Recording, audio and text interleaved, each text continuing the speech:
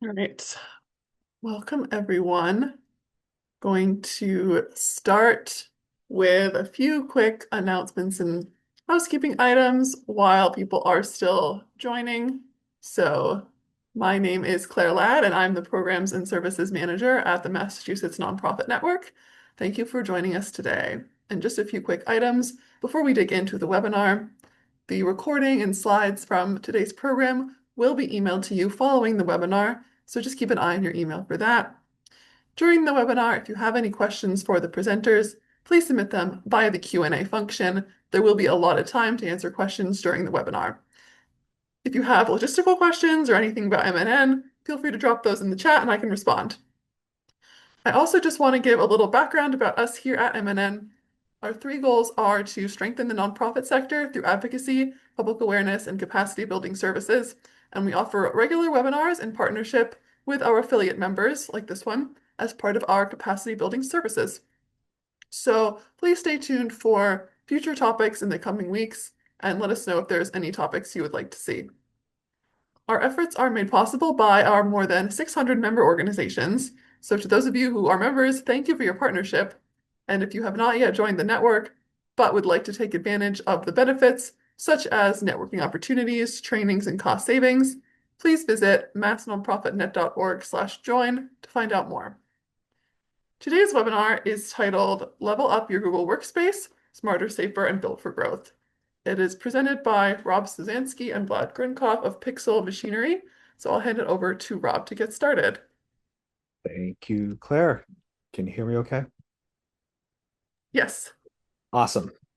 Great. Well, thanks for spending some time with us here on one of our favorite topics, which is Google Workspace. I don't know, Claire, if you want to drop the slide deck in so people can access it, but I'll also share my screen. Sure, I can put that in the chat as well. All right. Awesome. So figured we have some slides that we'll go through. Definitely encourage dropping questions into the box as we go, and we'll save plenty of time for questions and follow-ups. And then also we'll send out some materials that we have prepared, and we'll get that to you after this presentation. So let me go ahead and share my screen. All right. So I am intentionally sharing it with some of the tabs at the top here. So in case we need to toggle into any of the tabs as we go along, but let's dive right into it. So who are we? As Claire said, I'm Rob Sozanski, my co-founder Vlad here. We started Pixel Machinery about 12 years ago and have both been working with nonprofits and have been Google admins since 2010 or so. So our company is what's known as a managed service provider, or MSP. It's called Tech Consultants. And currently now we work with about 35% of our clients are in the nonprofit space, and about 85% of those are on Google Workspace. So it's funny kind of tackling a topic like Google, because we're all coming in with different frames of reference and experiences and perspectives. So as much as possible, we'll make this accessible to everyone, and we can do any sort of deep dives or address anything specific as we go up here. So in terms of agenda, we have in the slide deck here going over a couple of the different plans that are available for nonprofits, going through the admin portal and reviewing a couple things when it comes to how we think about admin roles, how we think about organizing the workspace, doing a little bit on user lifecycle management and on groups, one of my favorite topics, and also touching on Gemini. And then Vlad will be talking about some of the specifics where it comes to the security piece, and then we'll open it up. So with that in mind, let me advance. So I'm guessing the majority of folks here are on the free tier of Google Workspace for nonprofits. Um, there are, and should have done some polling and whatnot here, but let's talk through the tiers here. So basically, the free tier is what most people are familiar with when we're talking about Google Workspace, and that includes pretty much unlimited user accounts, groups, pooled storage. That now that Google has changed things, very rare that you would run into limits on that area. It was an issue in the past, and it gives you just all of the basics you need to operate a nonprofit. It's a really amazing program that they have. Now, there are times, depending on the type of work that you do, the type of needs around, say, security or compliance or whatnot, where the free tier isn't quite enough.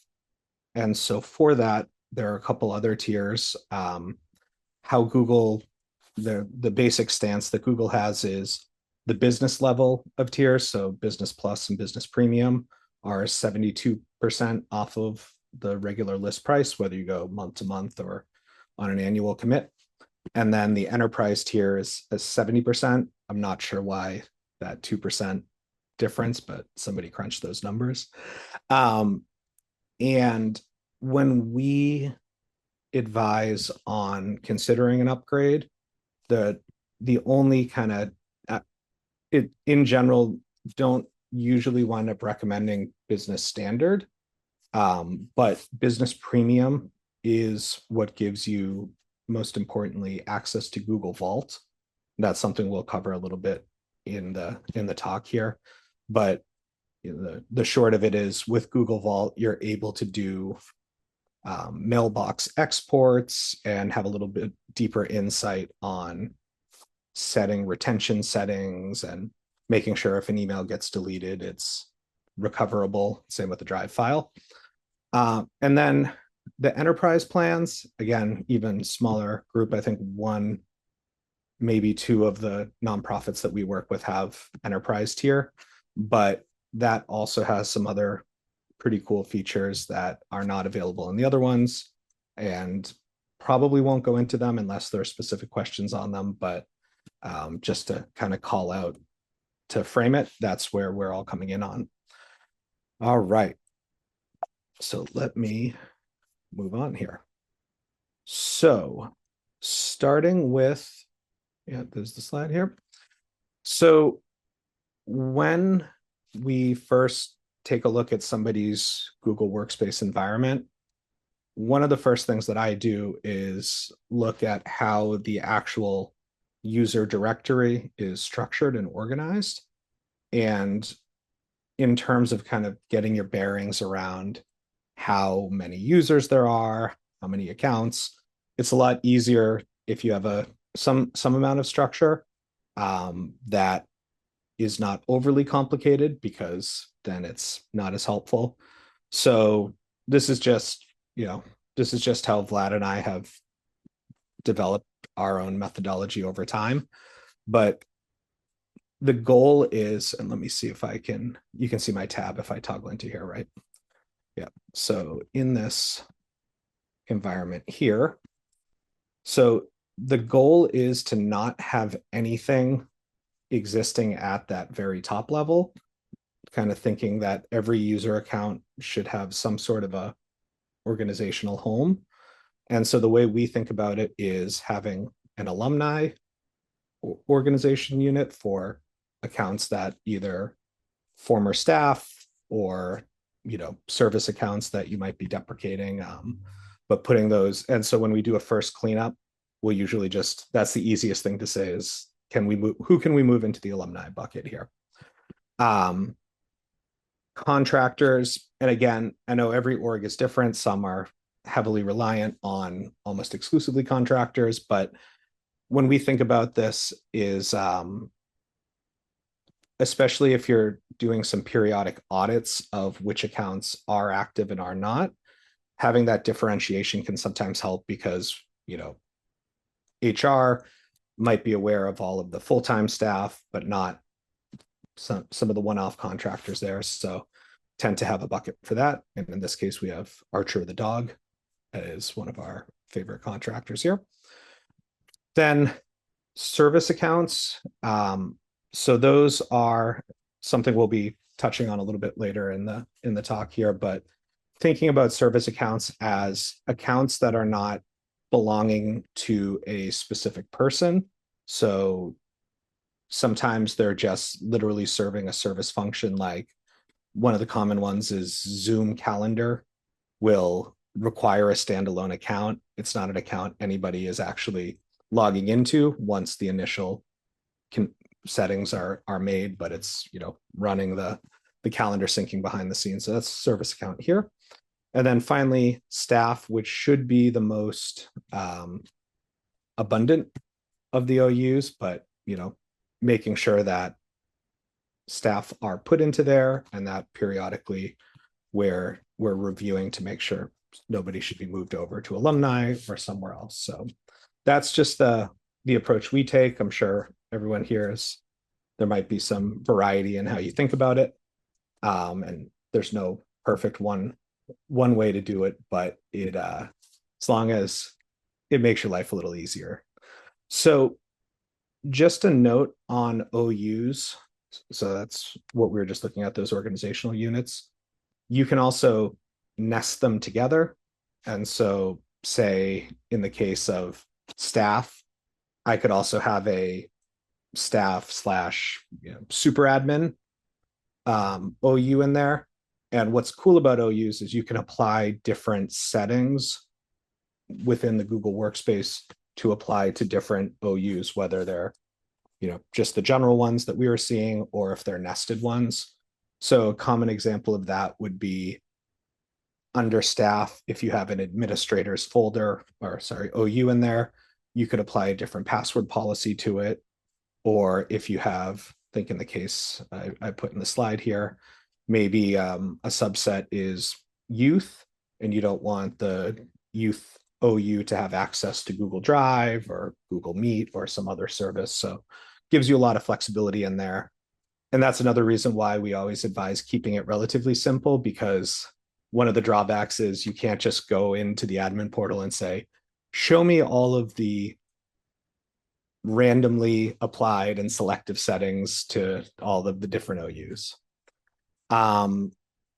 So let me stop there for a sec and just take a look if there's been any questions coming in. Okay, cool. So continuing along, I'll say one note on admin accounts in Google and sort of how we think about it. Vlad will also get into it a little bit more, but in the admin portal, when you go into admin roles, this might be, again, familiar to some folks or new to others, but super admin is the person with all of the rights. One of the differences with Google Workspace versus, say, Microsoft 365, if you're a super admin, you by default have visibility on everybody's calendar and the ability to manage it. Super admins just have a lot of power. So with that, want to be mindful of restricting that to small group of people, and maybe even having, if you're that person, having it be a dedicated super admin account that you only access when you need to do special things. And then there's these other pre-built roles. One of the roles that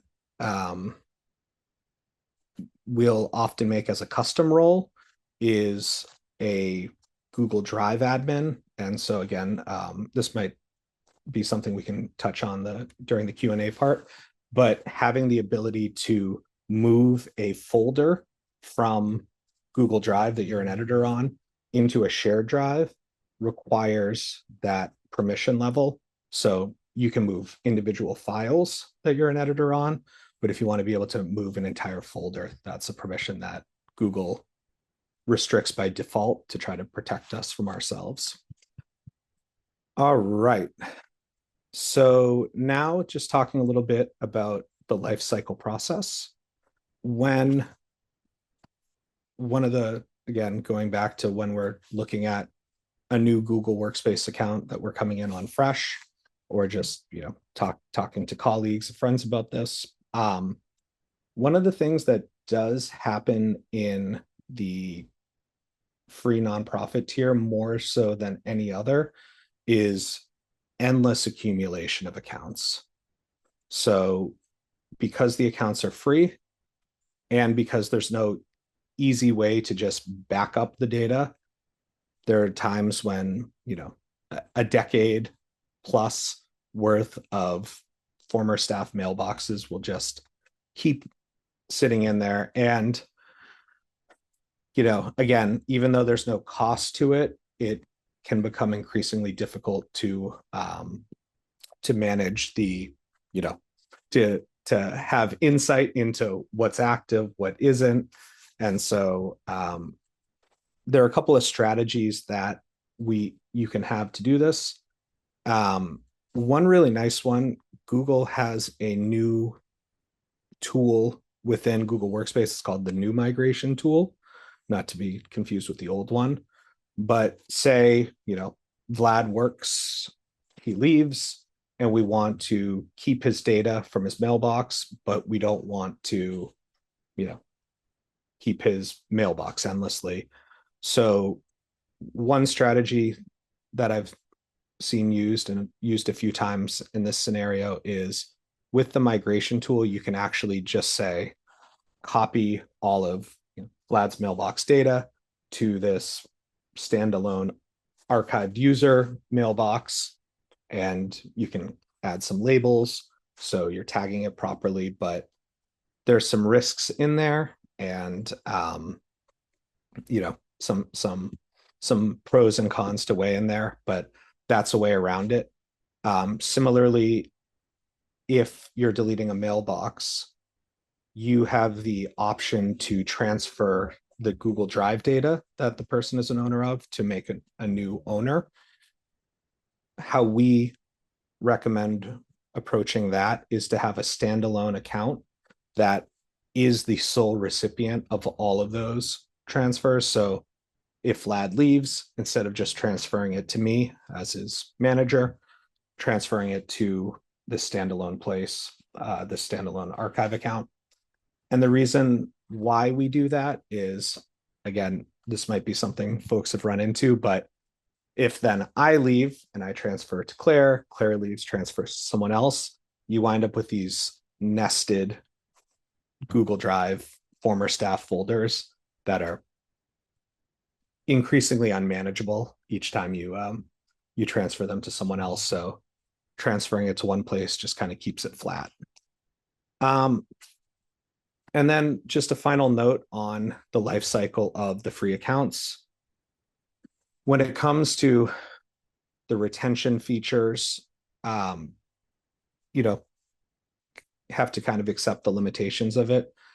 If somebody deletes an email or deletes something from Google Drive, there is a finite amount of time that can be recovered.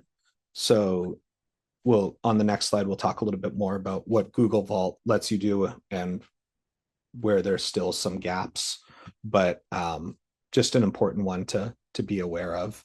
And for the vast majority of groups, that's not an issue, but want to at least account for it. So let me just, Rob, we have a question in the chat about discounts when upgrading, and then another one about password changing. Do the discounts apply for upgrading, for example, from business standard to business premium or enterprise? Yeah. So once you are approved and have the free nonprofit account, you can upgrade from there. Sometimes it's a little bit funky in the actual checkout portal, but yes, it should just automatically apply there. They're starting to change some things around upgrades to enterprise. The last time I checked, you could still self-serve that, but for example, they don't put the actual enterprise pricing on the publicly available website anymore. So I'm not sure if they're going to make you jump through a few hoops, but yes, you should be able to upgrade, no problem there. And then there's a question before that from Winston. Is there a way to change everyone's passwords at once? So yes, and actually, Vlad, maybe you'll touch on Yeah, that I can cover that. piece of it. Yeah, when we're talking about the password management in a little bit. So great questions. Keep them coming. Okay, so going back now, we're thinking here about business premium or the enterprise plans because those are what are required to have Google Vault. You used to be able to buy it as a standalone with the nonprofit tier, but that was the good old days. They have changed things up over time. So with the paid tiers here, still calling out that without having a strategy to manage the life cycle of the accounts, you can still wind up with having way too many of them. But with Google Vault, what you're able to do is to run a full export of a mailbox. So that problem before where Vlad's leaving the company, we want to keep his mailbox data. I can now just go into Google Vault, search Vlad's mailbox, do an export, and it will let you export it in either a PST or an MBOX format. So those are formats that you can import into Outlook or Mac Mail. And it will also include, as long as you've set the retention to be indefinite, it will also include deleted files by default.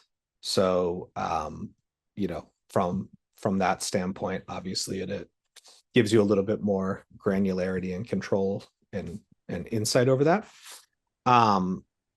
There is also, I want to point out, the reverse use case is that if you're in a regulatory environment and you have health data, personal data, that you're obligated to completely delete after X number of months or years.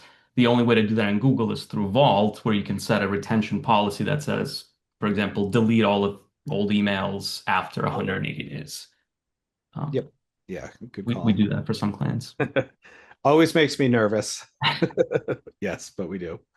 And one thing to kind of call out here and just plant into everyone's minds when we're thinking about retention, there is a difference between retaining something and being able to restore it versus having a make it look like it did yesterday, right? So thinking of that as a snapshot backup versus a like archived backup. And I know it doesn't sound like a big deal, but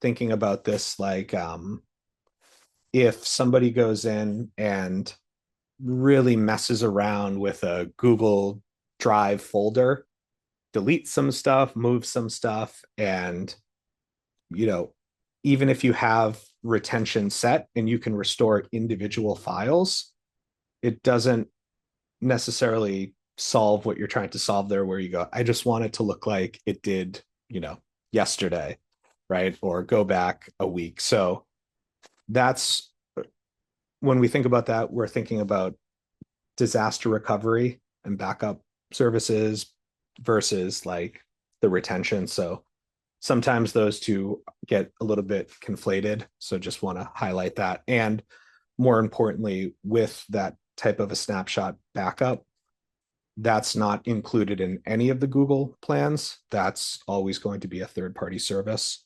In the screenshot in the slides here, so on the left-hand side, this is just showing the retention policy that's set in Google Vault.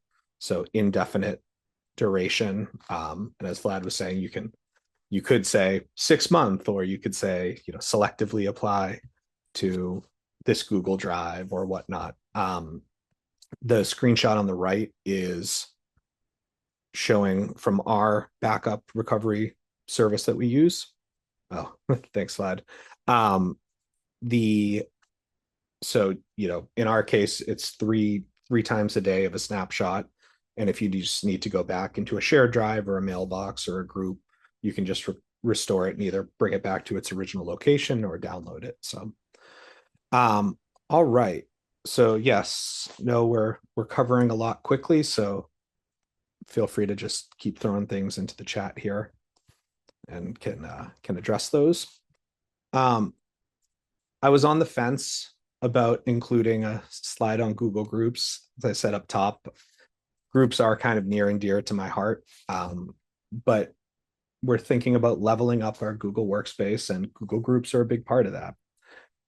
So what I wish was a feature of the admin portal is to say, I want to make a template of how all of our groups are created. Apply this template to creating this group, apply this template to creating that group. You don't really get that. There are some more advanced workarounds to address that, but really documenting internally what that standard is, whether it's a screenshot, whether it's keeping a group that's like a ZZ template with that configuration that that you need to match, for an internal group versus an external group. But an important thing to think about with Google Groups is what I found when we're, again, going through these audits of people's Google Workspaces is the settings over the screenshot on the right here are really all over the map in terms of external visibility, who can post, who can view. And so in this case, just want to highlight a couple of the most important ones that are top of mind for me. So who can post, that is just as long as you want to allow somebody who's not within your organization to email that group, you need to have that who can post external enabled.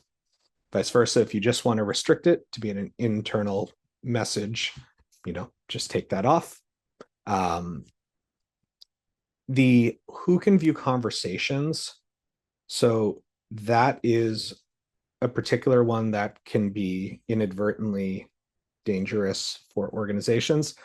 What that means is if anybody at the organization can view the conversations, then they can go into the groups portal and by default, the conversation history of groups is saved and every single past message can be viewed. So not a big deal. A lot of the time, it's actually a great feature to have, but thinking about things like HR or finance or legal or other groups where you don't want to have full visibility for the organization, you want to do a little bit of a review on that. So, and similarly, the setting who can join the group, if that is set to anyone in the organization can join, they'll be able to find it, click it, and be in the group. Yes, good call there. So I don't know how many folks here have actually been in the groups portal, but sometimes you wind up there without realizing you're going there. So let me just jump into here for a moment. Actually, I'm going to go back. So right now I'm in the admin portal here and just going to do a quick demo.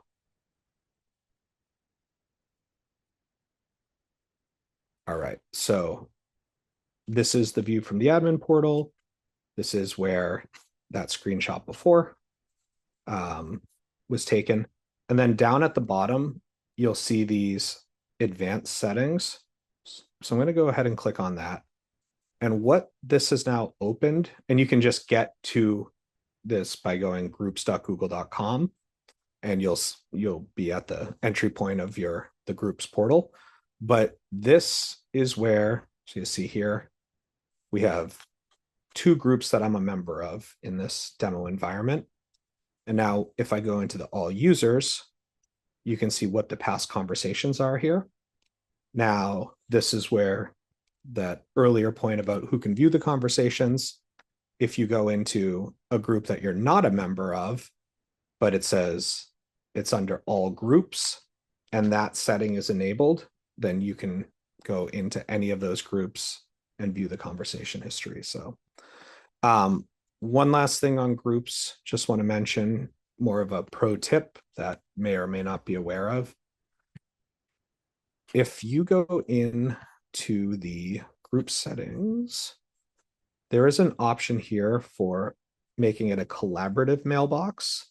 So I check that setting, and then I also check the enable shared labels for the group. And when you have a collaborative mailbox, what's cool about it is, and this is an example of it here, you can actually, in the group's portal, assign a conversation to somebody. And so I can assign it to me. And now I can see it's assigned to me. And once I've, say, completed the task or the conversation associated with it, I can go ahead and mark it as complete.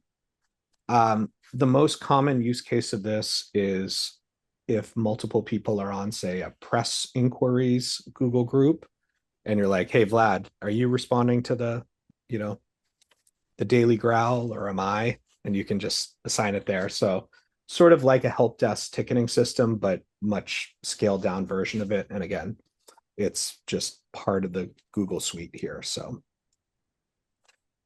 just wanted to highlight that. One last thing I had also mentioned in here. Yeah, when I was looking earlier, there's about 70 to 90 or so individual settings that you can configure for groups, which is just a mind-boggling amount. But one other feature that we do use internally at Pixel a lot is having under the, so you can put, say, a subject prefix here to say, externally sent or something like that. So, and then what we'll do is we'll then apply labels in our own mailboxes. So it's a lot easier to sort things and to just know at a glance that it will put in a prefix there. So, and you can also do auto response, to organization members or to external or to both. So again, a lot of power in there. And I feel like the Google groups don't get their day in the sun because they're not on the surface as exciting. The last piece I'll touch on, and again, can dive into specifics in the Q&A as well, but Gemini is big theme, the whole generative AI, more and more common. So for one, a very common question we get is,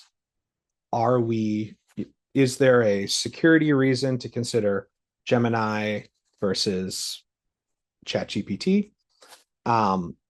And our general stance, and it's one of the things we'll be sharing out afterwards as a material, just a draft AI policy that may or may not be helpful for you guys, is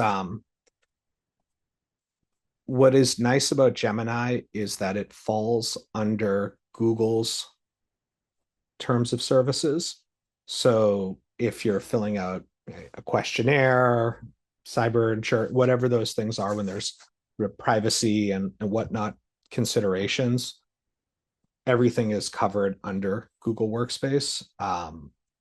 So that piece is really nice.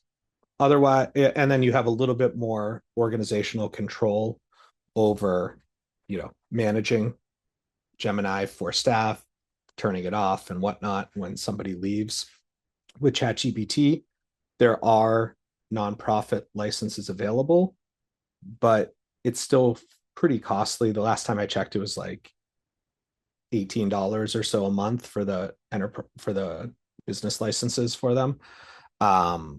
Maybe a little bit lower or higher, but what winds up happening is most people just use an individual personal account. And again, there's just less technical controls and things that you can put around that.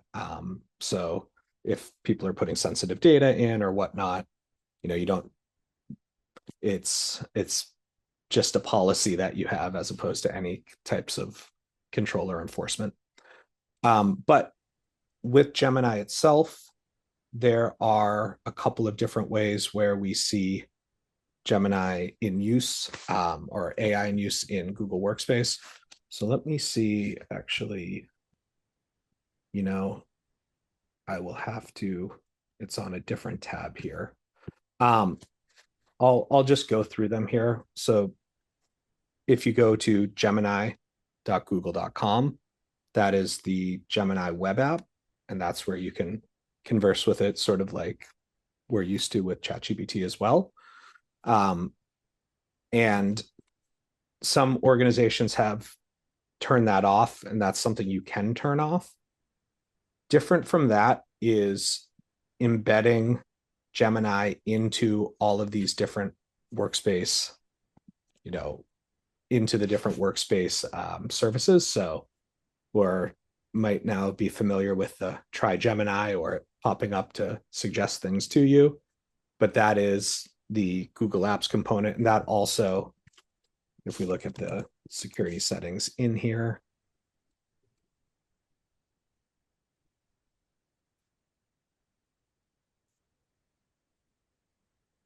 so that is, so you can see over on the left-hand side here there is the Gemini app with its security settings and the Gemini for Workspace, which I actually can't remember, Vlad, offhand,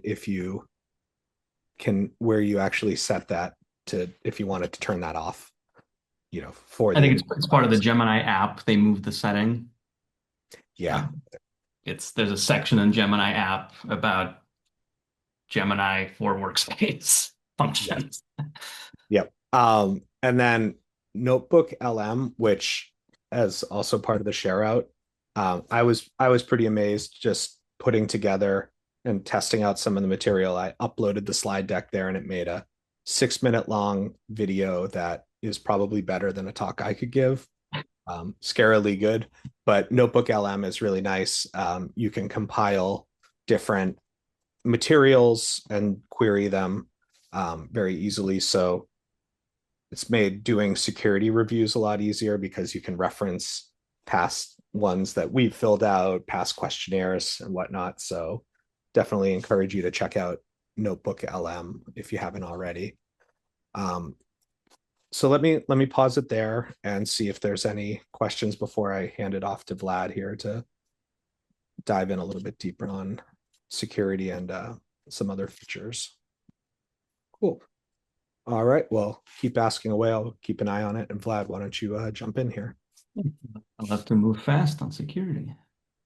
All right. So I'm approaching this talk, as Rob mentioned, like what are the first things we do when we see a new Google Workspace? Make sure that all accounts that exist there are real people. And then second, we do this kind of baseline enforcement of security features. So number one, most important, two-step verification. Everyone should have this on. If you don't, verify it. Basically, this is that text message or Google Authenticator app. Whenever you log in for the first time from a new machine or every couple of days, depending on your settings. This is our test domain, so we don't have it on. There's nothing living here. And if you do not have this enforced for everyone, what we recommend is setting an enforcement date in the future, and it's maybe a week or two. So by November 25th, your users will have to do it. Otherwise, they get locked out and they'll get prompted by Google to set it up. We also included a communications template for you guys. If you don't have this on, feel free to use this, adapt it, send to your staff, and get this done. Number two is password policy. So by default, Google does not enforce any stringent password requirements. So what we recommend,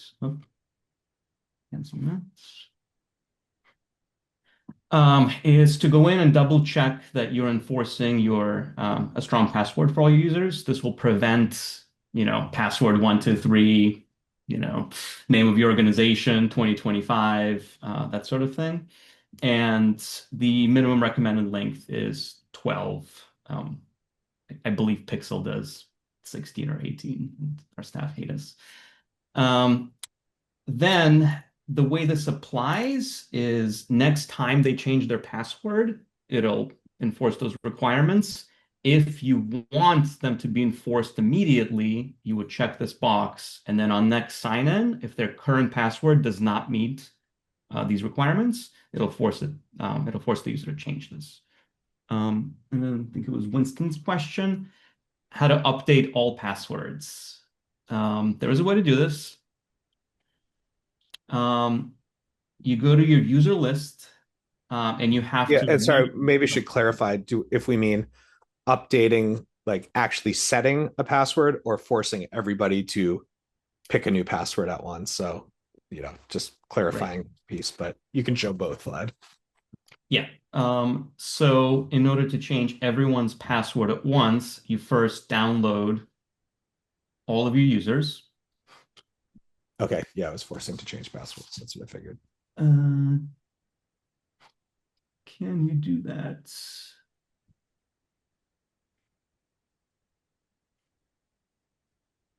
Yes. So there's two columns here.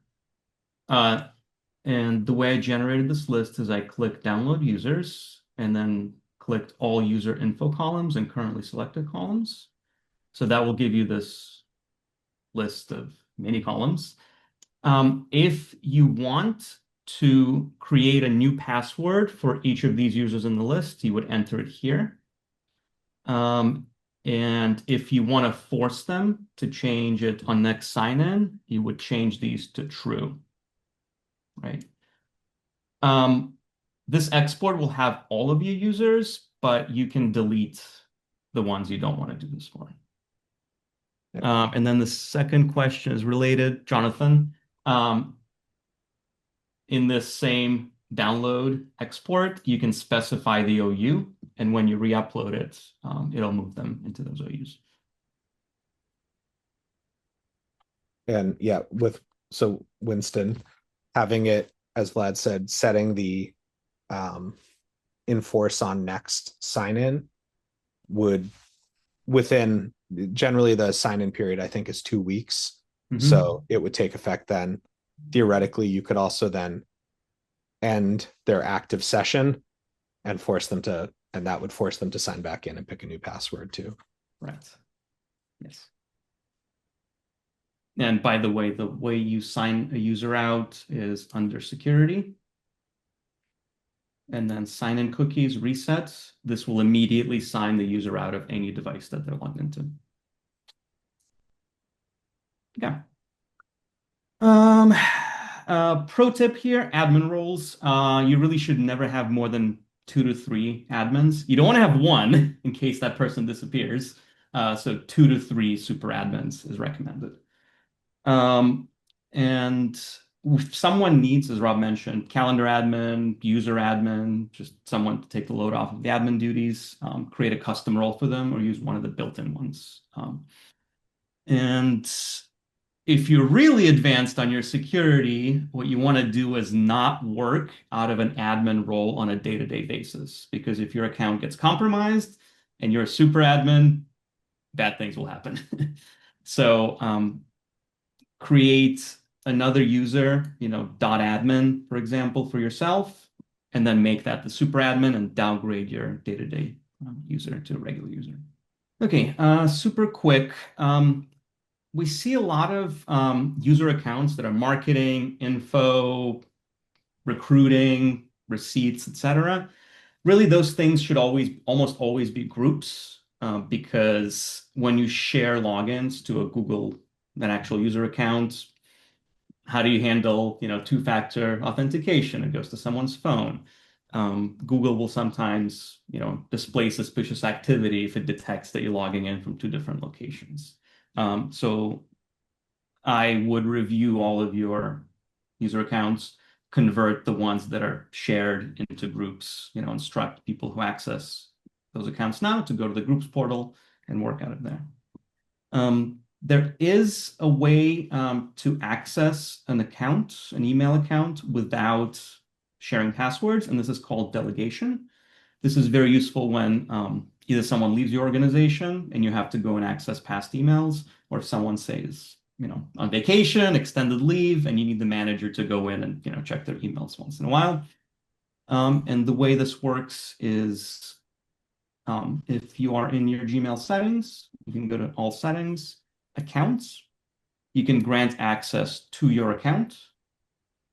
And it gives you a pop-up to enter the email of the account that needs to get access to your account, and then they can just drop into it. And the way it looks is here, clicking on your icon on the top right, John Smith is delegating their email to my tester account, so I can just click on here. And now I'm in John Smith's mailbox, no logins, no passwords, it just works. No questions. Okay, next. Spam, spoofing, phishing, spear phishing. To clarify, if we had a volunteer account that anyone can email with about volunteering and multiple people from our team respond to, you suggest having it as a Google group instead of having that account shared or auto-forward. Correct. That is the primary use case because in the Google Group portal, you will have the entire history of all the communications for each of the emails. If someone joins your volunteer management team, you just don't drop them as a member of the group and they can go in and check all the emails. Yeah. And I think you had that on the slide. The only time, yeah, there are special cases, but the most common one is, say, it needs to log into YouTube, like the company YouTube account. Yes. That has to be Google sign on. So, there are certain things that actually require a Google SSO. Okay. Spam, spoofing, phishing. Spam, usually benign, annoying. New account doesn't have any spam. I get hundreds a day. Spoofing, slightly more dangerous. This happens if someone targets your organization, maybe the CFO, someone who can sign checks. And we usually see a slight misspelling in the domain. So Vlad at Pixel Machinery is asking Rob to, pay an invoice to some random contractor, and it's always urgent, right? Very hard to fight these. Google generally will catch them. On the next slide, I'll show you what the settings are to kind of improve that. But yeah, just level up from spam. The dangerous one that we're seeing a lot of that started this year, maybe end of last year with the advent of AI tools, is phishing and spear phishing. Phishing is when your staff get emails that look real. They may come from real people whose email accounts were compromised, and there's generally a call to action to click on something, to view a document, view an invoice, and then it takes you to a real-looking Google sign-in page, Microsoft sign-in page, and you type in Vlad at Pixel Machinery, type in your password, and it says enter your two-factor code, you enter it, and then it says error. And in that moment, the bad actor just gained access to your email, to your Google Drive, and it's really hard to catch. Spear phishing is similar, but spear phishing is targeted, right? So it's when someone crafts an exact email to your CFO from one of your partners, donors, contractors, etc., that tries to get them to do the same thing. Once they're in the account, we see two things happening. One is they will impersonate the person whose account they have access to try to forward money somewhere, to try to change a paycheck, for one of your employees to go somewhere else. And this happens to, VIP accounts that have, some authority within the organization. If that's not the case, they will usually just take over the account and start spamming that same phishing email to everyone in the contacts and, a bunch of mailing lists. How to fight this? There's really no 100% foolproof technical control for fighting this. It all boils down to education. I'm sorry to say, instilling paranoia in your staff that in any email that asks them to do something could be fake, right? So recommendation is every staff meeting, just, hey guys, it's a dangerous world, be on your guard, be vigilant, right? There are third-party tools, KnowBe4, Ninjio, a dozen others that will do kind of annual, quarterly training for your staff, 15-minute how to spot a phishing email. And these tools will also do what we call simulated phishing campaigns, where on a cadence, they'll actually send random emails to your staff trying to get them to enter their credentials somewhere, and if they do, you'll be alerted, and then you can have, a retraining session with them. There are settings that are not on by default in Google. And if you go to Apps, Google Workspace, Gmail, I'm going to sign in. So we're in the Gmail settings, and then you click on Safety.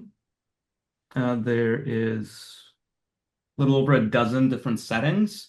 We recommend going in here and enabling all of them, right? These will protect from emails that are not authenticated.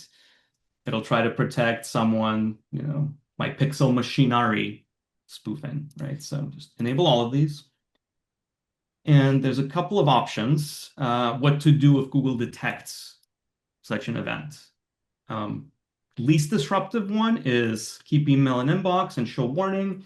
You probably have seen these. It's like a yellow sign at the top or a red sign. It says, be careful, this seems weird. A step up is moving to spam. Risk here is that legitimate emails could go to spam. So we generally instruct, folks to check their spam regularly once we trigger this. And the most restrictive one is quarantine, where it'll send an email not to the user's spam, but to the administrative quarantine, where an admin has to go in, review the emails, and then release them. Most companies without a dedicated security team don't have the bandwidth for this. Yes, a lot of work. Yeah, a lot of work. Yeah. Because of the high volume, Google will catch 95, 99% of them, but you get 10,000 emails, 1% of those goes through, and you might have a disaster. There are third-party services that claim to do better. Material Security is one of them. Unknown. They use it's kind of a holistic, right? It's a holistic. Yes. Event. And I know we're coming close on time, so maybe we'll touch on the next slide there around SPF, and then we can open it up for any other questions too. Yep. So email security frameworks, SPF, DKIM, DMARC. SPF was the original security for email system. And Sabina, that's a question for Claire. And what SPF does is it's a DNS record. DNS is the thing that points your domain name to your website, and it tells the world where your email services are located. And this SPF record basically advertises to the world which services are allowed to send email on your behalf. So an example would be, there's a I link encourage everybody to try do this for their domain here. Yeah. If you go to So basically, if you load MX Toolbox and then laptop dash, if you click the dropdown, there's an SPF record lookup. And this will tell you if your record is valid and which services you're allowing to send emails from this domain, right? So obviously Google, Zendesk, KnowBe4, and MailChimp are the things that can send emails as laptop-com here. And this doesn't protect your users from receiving fake emails. This protects the world from someone impersonating your emails, right? So if you are running into issues where your emails may be going to spam, there's deliverability of newsletter issues, more likely than not, it's an invalid SPF record. So I recommend you guys go in and check it on mxtoolbox.com. And if you get a non-green, try plugging it into Gemini. Yes. And say, hey, can you advise me how to fix this record? It actually does a pretty good job of that. Yep. And I've included links to the Google guide on how to set this up correctly. And yeah, I don't think we have time for DKIM DMARC. Maybe a follow-up. Yeah, we'll have to do another, get some feedback on other topics too, and do a follow-up either, next year here. But yeah, any other questions or topics we want to dive into or revisit here for the next two 2-ish minutes, 2 or 3 minutes? Claire, you can take over about sending stuff out, and we'll be available to if you have any follow-up questions too, you can feel free to email us directly and we'll get them answered as well. Yes, thank you. Thank you so much for the presentation. And as you said, and as I said earlier, we will be emailing out the recording and the slides, as well as the contact information for our presenters. So everybody can get in touch if they have any further questions.